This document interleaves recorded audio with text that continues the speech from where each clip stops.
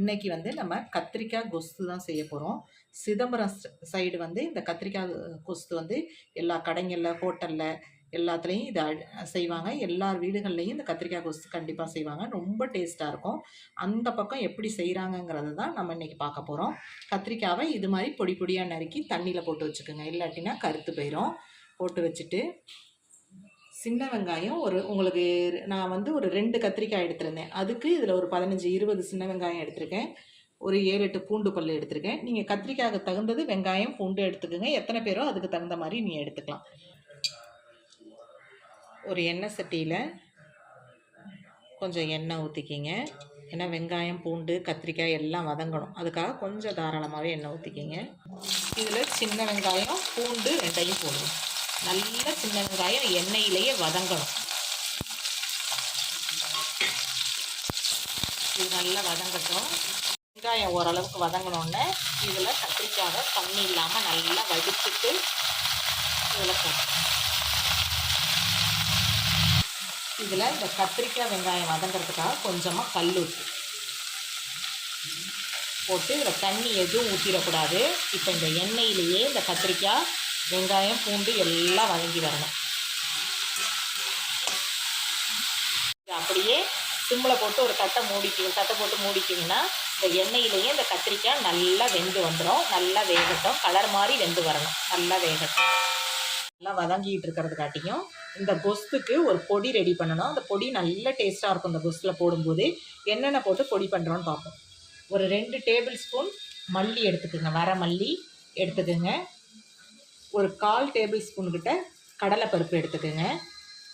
ஒரு துண்டு பெருங்காயம், கட்டி பெருங்காயம் போட்டிங்கன்னா தான் நல்லாயிருக்கும். இதோடய போட்டு வறுத்து பொடி பண்ணிடுங்க. இல்லைன்னா உங்கள்கிட்ட தூள் பெருங்காயம் தான் இருக்குன்னா இதெல்லாம் வறுத்து வரும்போது லாஸ்ட்டாக ஸ்டவ் ஆஃப் பண்ணிவிட்டு தூளை போட்டு ஒரு வறுத்துக்குங்க.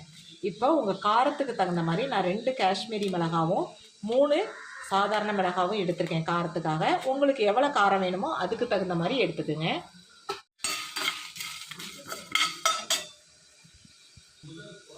இதில் ஒரு 1/4 ஸ்பூன் ஜீரகம்,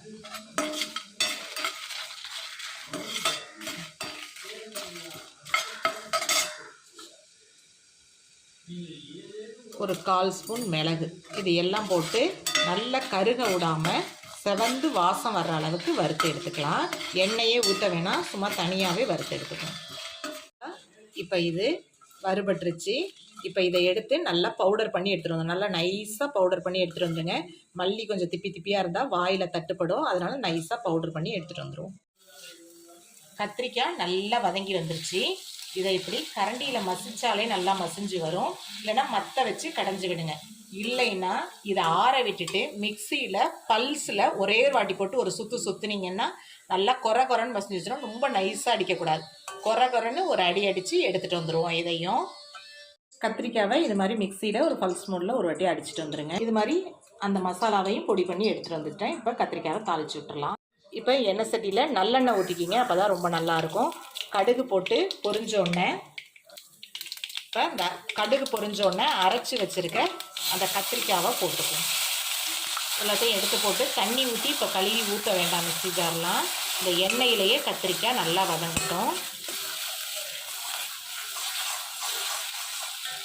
எலுமிச்சை சைஸ் புளி எடுத்து கரைச்சி வச்சுருக்கேன். இப்போ இந்த புளி தண்ணியை இதில் ஊற்றணும். அதுக்கு முன்னாடி இந்த மிக்ஸி ஜார்லாம் இந்த புளி தண்ணியிலேயே கழுவி ஊற்றிக்குவோம். இப்போ வறுத்து வச்சுருக்க பொடியை, நுணுக்கி வச்சுருக்க பொடியை இதில் போட்டுருவோம்.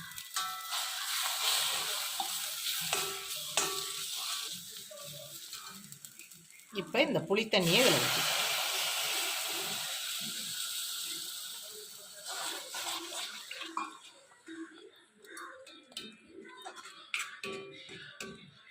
கத்திரிக்காய் வேகிறதுக்கு மட்டும்தான் உப்பு போட்டோம்.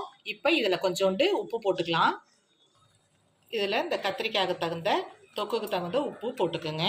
இதோட ஒரு 1/4 டீஸ்பூன் மஞ்சள் தூள்.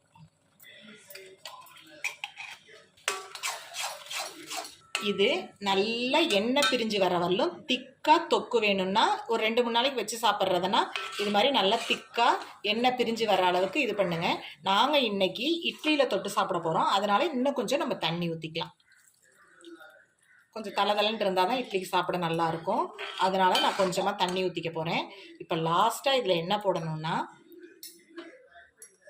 ஒரு 1/4 ஸ்பூன் வெந்தய பொடி. உங்கள்கிட்ட வறுத்து நுணுக்கின வெந்தய பொடி இல்லைன்னா, நம்ம இந்த மசாலாலாம் நுணுக்கும் போதே ஒரு 1/4 ஸ்பூன் வெந்தயத்தை போட்டு வறுத்து பொடி நுணுக்கிக்கிங்க. கொஞ்சமாக நான் வறுக்காமல் விட்டுட்டேன், அதனால என்கிட்ட வறுத்த வெந்தய பொடி இருக்குது, அதை போட்டுக்கிறேன். நிறைய வெந்தய பொடி போட்டிங்கன்னா கசப்பு கொடுத்துரும். அதனால் லாஸ்ட்டாக நான் கொஞ்சமாக போட்டுக்கிறேன். இப்போ இதை நல்லா கொதித்து வரட்டும். கத்திரிக்காய் குஸ்து ரெடி ஆகிட்டு இப்போ ஸ்டவ் ஆஃப் பண்ணிடலாம். நல்லா திக்காக, ரொம்ப திக்காக வேணும்னா உங்களுக்கு சாதத்தில் பிசைஞ்சு சாப்பிட 2-3 நாளைக்கு வச்சுக்கணுன்னா இன்னும் சுண்டை விட்டு சிம்லேயே போட்டிங்கன்னா நல்லா திக்காகி வரும். நாங்கள் இட்லி தோசைக்கு தொட்டு சாப்பிட்றதுனால இந்த அளவில் வச்சுருக்கேன். இதில் லாஸ்ட்டாக இப்போ என்ன பண்ணணுன்னா, நல்லெண்ணெய் செக்கெண்ணெய் இருந்துச்சுன்னா கொஞ்சோண்டு மேலே அப்படியே தூவிட்டு ஊற்றி இறக்கணும்னா நல்லா டேஸ்ட்டாக இருக்கும். கத்திரிக்காய் கோஸ்து ரெடி ஆகிட்டு, சிதம்பரம் ஸ்பெஷல் கத்திரிக்காய் கோஸ்து. இப்போ நம்ம இட்லியோட இதை பரிமாறி சாப்பிட்லாம். இது இட்லி, கல் தோசை இதுக்கெல்லாம் சாப்பிடும்போது, சப்பாத்திக்கும் சாப்பிட்லாம், ரொம்ப நல்லாயிருக்கும்.